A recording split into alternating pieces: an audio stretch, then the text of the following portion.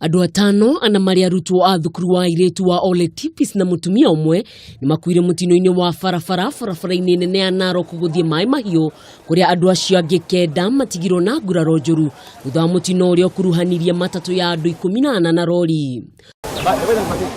Kurerikana ndereba wa rori ũrĩa wetharire thutha wa mutino ũcio kũhanĩka nĩwe ũteire mwerekera na macũngĩrĩrio aringa ngari ya thina thutha kũrĩa atatũ makuire hau na angĩ erĩ gũkua makĩrigitwo thibitarĩ-inĩ nene ya Narok.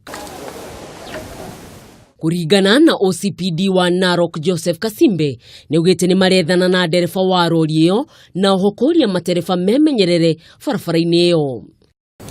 The driver, as I've said, of the lorry escaped, and up to now we are in pursuit or tracing where we can get him. Mutino ũyũ ũkĩte thikũ ĩmwe tu thutha andũ erĩ gũkua mwena wa Gĩthii na andũ angĩ 7 gũkua na gũtiga angĩ 20 marĩ na nguraro thutha wa mbathi ĩrĩa ĩramakuĩte kũgũthana na rori mwena wa Timboro wa barabara-inĩ nene ya Naikuru gũthiĩ Eldoret. Nginyagia rĩu namba ya arĩa makuĩte mweri-inĩ ũyũ ĩrũgamĩire andũ 14. Ngiribotera Kameme TV, rĩtwa rĩakwa nĩ Mwĩhaki wa Kamau.